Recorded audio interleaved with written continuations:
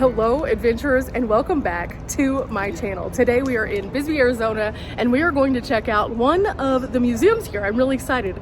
Last year whenever I was in town, I checked out a different museum, so I was really encouraged to check out a little bit more of the history here, and so today we have a plan. Today we are going to the museum, Bisbee Restoration Association. Okay, so for this experience it's $5. They have 3 different floors that are available to us, and each of the floors have these kinds of markings so we can tell what's where. This is about to be really fun. That's crazy. So we're starting off with radioactive glassware, and they have these lights here that you can actually look and you can see it, which is wild. Yeah, this is going to be an interesting exhibit, but they also have a little bit of information here about it. So I'm going to leave this, guys, for you all. It just talks about the 100-year-old glassware that we're seeing, and yeah, Brock is being our display guy. Look at the reflection that it shows out of the back here of the blue. Wow.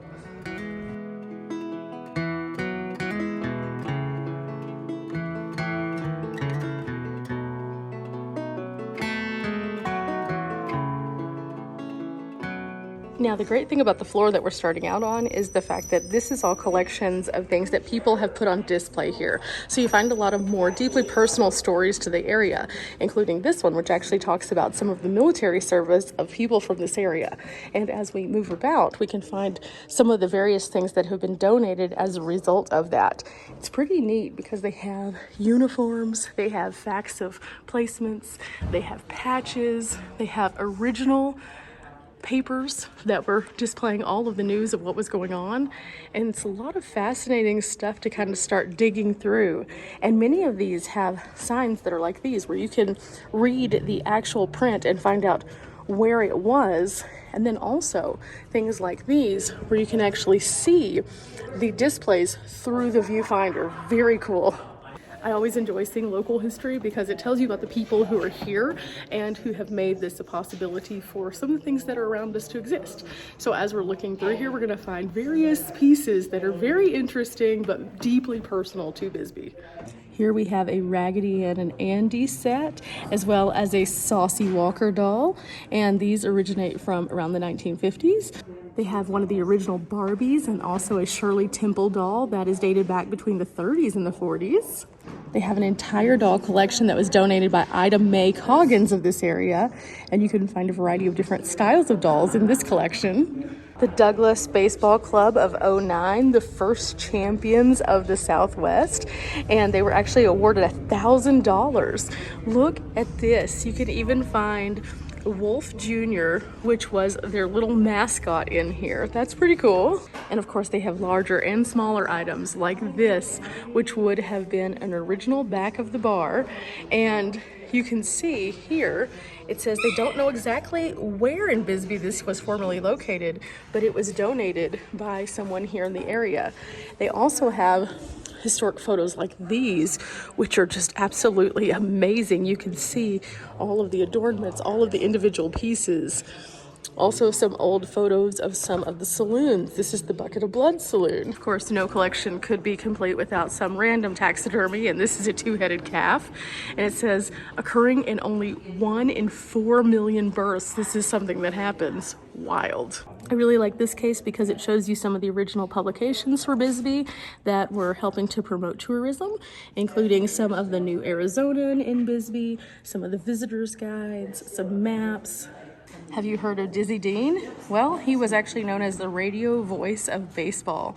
And one of the things he was known for saying is, "Son, what kind of pitch would you like to miss?" But in fact, there's a lot of baseball here. We saw the one over here, and then we saw this guy, and then there's an entire case of just baseball. Here we learn about vintage Bisbee baseball, 1897, the rules of the game, the Cracker Jack Player of the Year. This is really neat. Then they have a Field of Dreams over here, a little display, because this is actually part of the league of players that would have been playing in the Bisbee area around that time. But they also highlight the Bisbee native Betty Bays, and she played for the All-American Girls Professional Baseball League for 2 years, and you can see her right here in these portrayals. Her character and others actually inspired the movie A League of Their Own. Now, I think it's pretty neat to see how different places tie together. When we were in Prescott, we went to the Softball Hall of Fame, and people like Betty Bays there were mentioned in that particular museum, which is super cool. These are some amazing musical instruments that have been put on display here from George Sellers, and here we find some very ornate details. In fact, here in this section, we learn not only about these musical instruments, but also some of the music of the time. But just beyond that, we get into some very interesting things. These are actually toasters, egg cups, and also other items that would have been used in kitchens. And here you find not only like these wire fence toasters from 1909, 1914, and 1924, but also these beautiful prints. Do you see how elaborate and ornate the details and designs are? They also have this guy right here, which is the 1920s Hostess Chrome Sandwich Press, which would have been like the version of their Ridge Monkey, which I carry around with me now. It's pretty neat to see how far technology's come. Some things have changed, some things have just modified a little bit. In fact, there's so many toasters here. So many toasters. As we move back to this section, we actually see a dental chair. And then this is actually 3 generations of family practice here in the Bisbee area are honored by this. It shows some of the things that they might have had in the dental office, including them making partials and dentures. It also shows how some of the tools would have worked. Just past that, we learn about some of the glasses that are in these cases. These were all glasses that were made by the doctor here in Bisbee, and they belong to a single individual, all of these. So you can see the variations in type, style, and form. Of course, copper was heavily used in this area, so in this display you see a variety of different copper items, including cups, ashtrays, individual razors. They even have some coins in here. Pretty neat. I really enjoy that they have this collection. This is a small collection in comparison to the other museum, which has an entire gem and mining section, but this is a good way for you to get an idea of some of the things that they might have pulled out of the ground here in this area. Now, of course, as we're going through here, we're only scratching the surface, and realistically, this museum and the other museum kind of play together because they tell different aspects of the history of this region, but also show differing collections based on, you know, the people who've donated to this museum and things like that. So I definitely encourage you to check out both of those. And in fact, I'm going to link the other museum here in Bisbee somewhere in this video, either in the description or in one of these corners. So be looking out for it. Oh, this is interesting right here. This is actually the largest mass kidnapping in U.S. history. The Bisbee deportation tore through the town, and as it happened, a lot of bad things unfolded. Now, I learned a little bit about this again at the other museum, but let's go into a little bit of detail about this. Basically, it started because of a labor strike that was demanding fair wages, and in doing so, people were not happy about this. So the government tried to fight back along with the companies, and in doing so, it ended very badly. Now, this guy right here, Walter Douglas, was the man who was in charge of this. And it says right here, the deportation was a brainchild of him. He was the general manager of the mining company. Now, as we go through, it tells a little bit more about the story, including that the roundup of the strikers and sympathizers started early in the morning near the post office, which is just like a couple of hop, skips, and jumps in this direction right here. In fact, when the roundup was complete, there were men who were prodded into a line and marched all the way to the ballpark. And once that they were there, they were herded into the grandstands and told to wait for the train. 1,186 men were loaded into cattle cars and sent toward a different direction than where we are currently. Now, it wasn't just the men though. They then refused any kind of medical aid or assistance to any of the women in the community, even if they were in dire straits needing assistance. And they thought that by standing their ground and doing this, that they could force them to work for actually potentially less than what they were getting paid whenever they started striking. This did not go well. That's when Miss Rosa McKay actually stepped in. She was a member of the Arizona legislature, and on that particular day, she was told she wasn't supposed to be on the streets because she was a woman. And she bold-faced looked at them and said, "There's not enough government in the United States to drive me off the streets today." Now, it continues the story through each one of these signs, and it is fascinating to see just how wrong that they did these people in order to preserve what they thought was going to be a better way for them to profit. And in doing so, you can also check out the full display here where they have a few mannequins who are dressed as they might have been in the times. Pretty fascinating stuff, to say the least. And even in small towns where they have positive stories, they also have negative stories. So it's interesting to see how they highlight those and share those with us so that we can learn a little bit more about the Bisbee of today versus the Bisbee of the past. But there's a lot more here, so let's keep going. Now, we mentioned that Bisbee was built on the back of mining, and this is what the pit mining might have looked like. You'll notice that they would come in from higher ground and through a series of these ramps that they would basically cut into the mountain. They could go down in a stair step to get all the way to the bottom. So that would look like this whenever it was implemented. You can see the roadways all around the pit, and it just keeps getting deeper and deeper as they work. Now also, this was a version of mining that was utilized here, and you can actually go on a mine tour here in Bisbee to get a first-hand look at what it would have been like to go underground doing this. But you can see here the various places that they would stabilize so that they could have structure and support while they were going around for the blasting and also for the prodding into the rock. Then along the bottom here, this is where that they would actually take the things and run them outside to either put them in the tailings area or to go through them to see if they could find anything that actually had any value. Now this is kind of neat. In this section, this is actually one of the sections that they encourage you to touch. So they have some various items that could have been used. Now here they have, for example, a viewfinder. This is a old school viewfinder though. Now when we pick this up, we're able to look through it, and then when you look through it, that would be what perspective that you would see. Now it's a little harder to do with the actual camera because the lens is only in a single place and it's designed for your eyes to do this work for you, but it's really cool.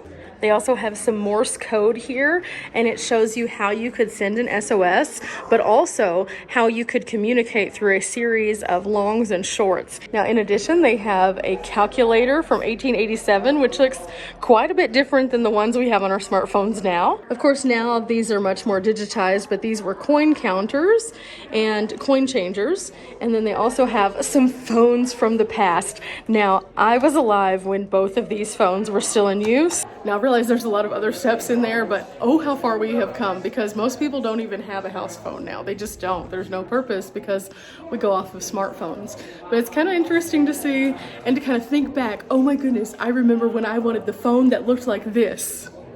And now that phone doesn't even exist. Now this section is one of my favorites. This actually deals with old cameras and shows you some of the older cameras that were still commercially used. It's a nice size collection, and it shows you some of the variations of how this would have worked. Ooh, this is something I really love. Look at the movies that were made in or around Bisbee. Violent Saturday with Victor Mature and Lee Marvin. Cannonball Run 2 with Burt Reynolds. World Gone Wild with Bruce Dern. Stones for Iberia by Glenn Close. Groom Lake with William Shatner. And Desperation by Stephen King.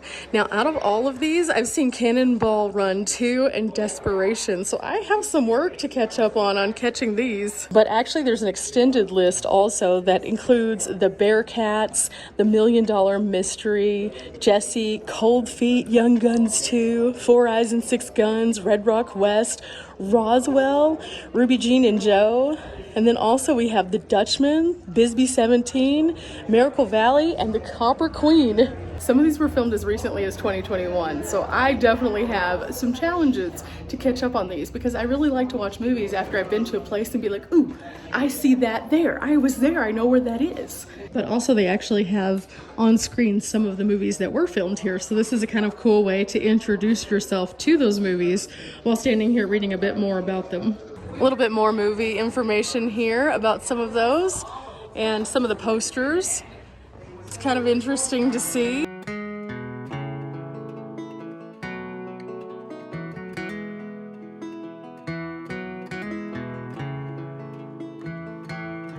Now this is actually pretty fun. In 1995, they created this game called the Old Bisbee Game, and it's living in this town. And you can see the characters, the little information, the homes, the cars, all super fun, all themed after, well, Bisbee. Off to floor 2 we go, and I am already excited. We start off here with this display. This typewriter was actually used as they were starting up the Brewery Gulch Gazette in 1931, and it was used all the way up until 1957. They have an amazing collection of like old radios and ways to listen to music up here. These are so impressive, and each one has a fact sheet, like this one right here, telling a little bit more about this and the time frame it might have been used. They also have super cool Thomas Edison phonograph right here, and this was the Model B tall case from 1905. This entire case is dedicated to the Moose Lodge and its members. This was organized in 1919 and later discontinued in 1973. Believe it or not, this guy right here was a streetcar conductor. They used to have streetcars here in Bisbee. Now they do have some shuttle vans, but it's not quite the same. Now Bisbee used to be very different. In its heyday, it had thousands upon thousands of people and numerous communities. And they need those streetcars to be able to get from point A to point B because, well, first and foremost, the hills here are no joke. But then on top of that, you'd be spread out all the way out to like the Lowell area, which is a considerable go. Now, not everyone had cars, so the streetcars would be their main form of transportation. Now, this is also really neat. This was actually from the radio station, and there's still a radio station right here in Bisbee, and you can find it in the same building as the table on the second floor. But this was actually to normalize and give depth to audio output. And this was part of the original radio station equipment, and they would use this to put music on the air in around 1933. Now at the time they had 3 people on the air and that was it, and they would all use this kind of equipment so that they could bring in music and tell the news and convey stories to those who lived in the area.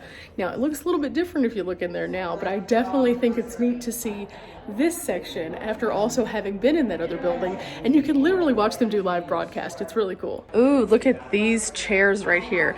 Now this set of chairs is actually from the Pythians, and they were the first fraternal organization that was chartered by the United States Congress at the urging of Lincoln. And so this was a portion from their area that they would use, and their goal was to bring both sides of the warring nation back to brotherhood.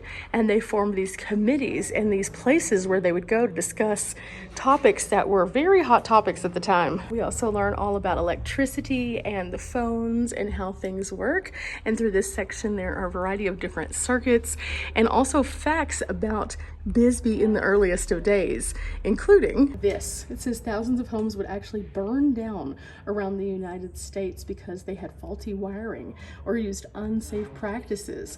And so they're encouraging you to participate by going home and checking these 4 things. And if you find any of these things, you might need to do some updates. I think that's great because not only are you getting to see the history told throughout each one of these displays, but you're also getting to challenge yourself to say, hey, I don't live in a new build. What do I need to do to safeguard myself? And museums like this are important because they tell you about the communities, but they also tell you a bit about yourself as you go if you're really willing to look. So always read the signs. Now this is an interesting little space right here. This is actually Maria Coleman. She was born in Budapest, Hungary in 1935, and then she ended up being there at the worst possible time. It says that she had to wear a yellow star in every dress or coat she had from the age of 9, making her a target for all the anti-Semitic abuse that she would encounter everywhere. And in 1944, her family was ordered by the Nazis to move into a ghetto. And furthermore, it went on to say that at one point they tried to leave and half of her family ended up being exterminated in Auschwitz. Now, why is this story here? Well, she actually found her way after the Holocaust to the United States and found her way to Bisbee and started doing art. And she said that her art really told the stories of how she felt during those times. So sometimes it could be a bit harsh for others to see because it conveyed some very dark messages. But at the same time, they have some of that on file here where we can see it. So let's take a look. The images that we see are pretty haunting, and her use of the clay and various paints shows you a variety of different captures that talk a bit more about her experiences during this time. And I think that this is something that everyone should see because it's definitely something that makes a statement about her personal experiences.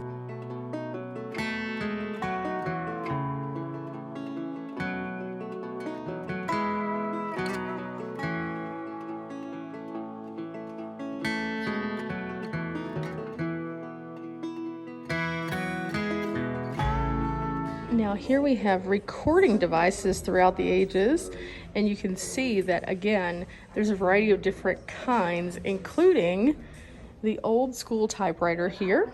And then we also have the Epiphone, which is right here. We even get all the way over here to one of the first small computers. It's pretty fascinating to see how those things have changed as well. For example, people used to have to do a lot just to record a single piece of audio. And now I'm sitting here with my cell phone in my hand, talking to you guys with audio, video, and then also I can use this to take photos. And so many of the things that we see in the museum have somewhat been replaced by the convenience of a smartphone. However, seeing the technology that got us to this place is fascinating and also still to be respected, because each of these forms can still be used. It's just slightly slower than what we're used to. Up we go to the third floor. Now, from what I was told, this is going to be like the vintage clothing styles throughout the years. And wow, it's pretty neat up here. Before we get to the clothing though, this is like a little school setup of some of the things we might have found in some of the earlier schools. In addition, you can see this was actually taken out of the Bisbee High School. This was an ornate, detailed piece that at one point in time was displayed front and center. Oh, this is neat. This is an interactive book that you set up, and how you look at it then tells a story.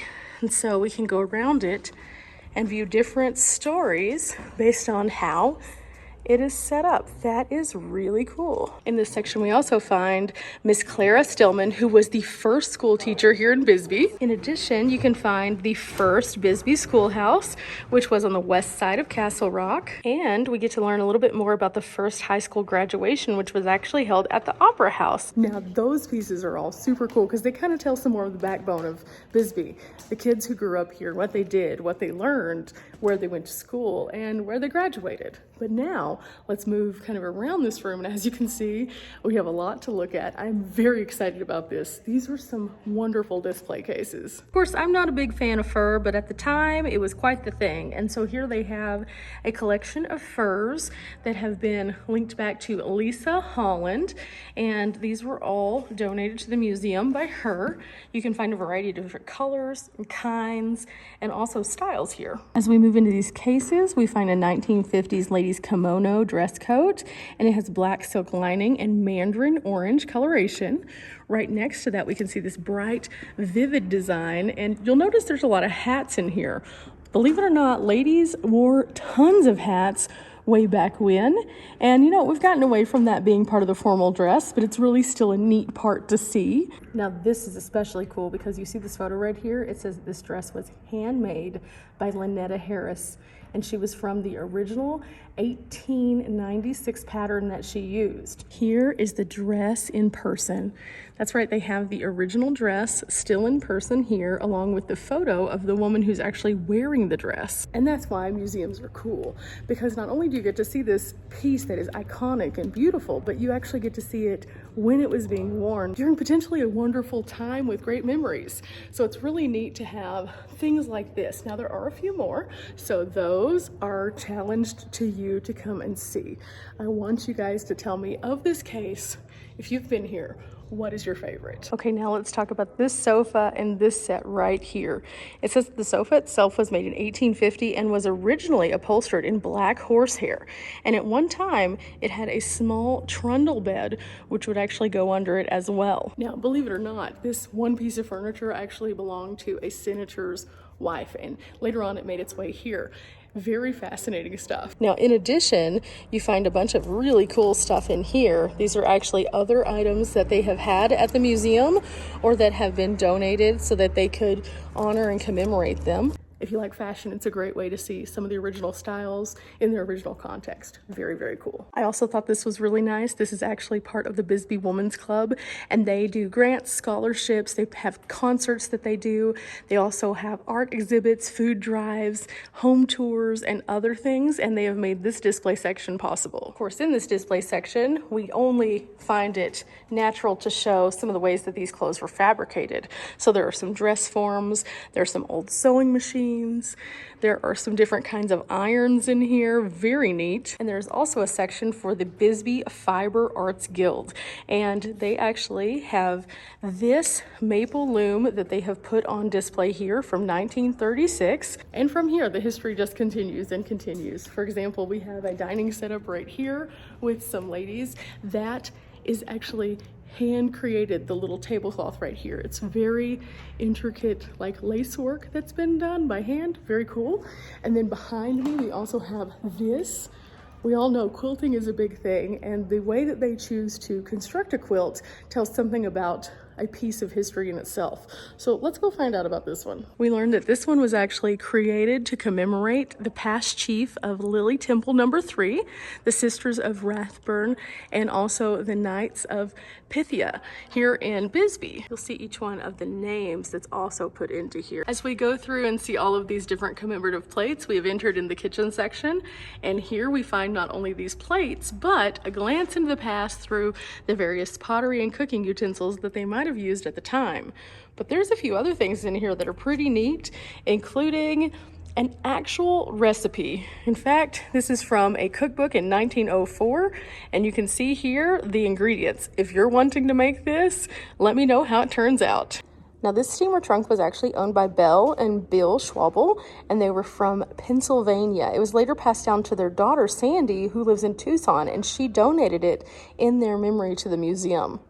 Now, as you go through time, one of the things that's always been a staple, especially for women, has always been to find the perfect dress for their wedding. And especially in the earlier days when it was highly pursued that your value was based on if you were married or not, women would have the perfect dress already in mind. So here in this section, we can find what some of the women of this area actually thought to be the perfect dress. Included in that section, there's this dress, which is actually behind the glass. This was from 1890, and you can see the fan had little feathers on it, the little tiny detail work. It's been, distorted just a little bit by time as it's kind of changed colors, but you can still see where all of the fabric and the detail work is really in place on this. It's fascinating.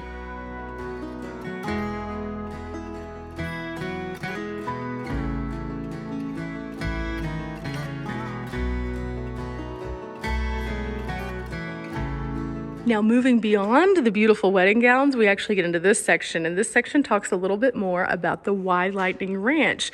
And they had a cattle ranch and also a guest ranch. And here you can find some of the time's clothes that would have been worn. But I think my favorite part is this wall right here that shows some of the historic photos of them going in and catching the cattle, showing them how to shoot the guns. You have the lineup of all of the men on their horses. And there's actually an article up here from 1960 from the Daily Tucson Citizen, and it's talking about the sale of this particular place. Now, why was this place so important? Well, because it was actually one of the largest cattle ranches in all of Arizona at that time. And in the 60s, when it sold for over $1 million, which in the 60s was a huge amount of money. Now, mind you, it's a huge amount of money now to a lot of us, but at that time it was way more even. So this was a massive transaction that took place. But here you can find a little bit more about the horseshoes that they used, the barbed wire that was used, because each ranch had a different pattern which would signify it was theirs. They also have some of the interesting brands and things like that. But beside that, we have some more information about the first people of this area and who made it here when. In fact, you can find a timeline that kind of takes you through the series of people to travel through southeast Arizona. And it's pretty fascinating because we also have some information about the mammoths that they have found. In fact, they've found several fossils in this region from different times. And here it says that they had them found in 3 different sites. But in addition to that, you can find various kinds of grindstones, or the stones for which that they would grind the corn and other kinds of things into meal or into workable materials. And you can find different kinds of these throughout the years that they've been able to document from this region, and some other really neat artifacts. Now again, I encourage you to see both museums because it takes you through the history of the first people and shows you a few more things about what happened, why people started to come here after that, and then kind of what happened to create the Bisbee of of today.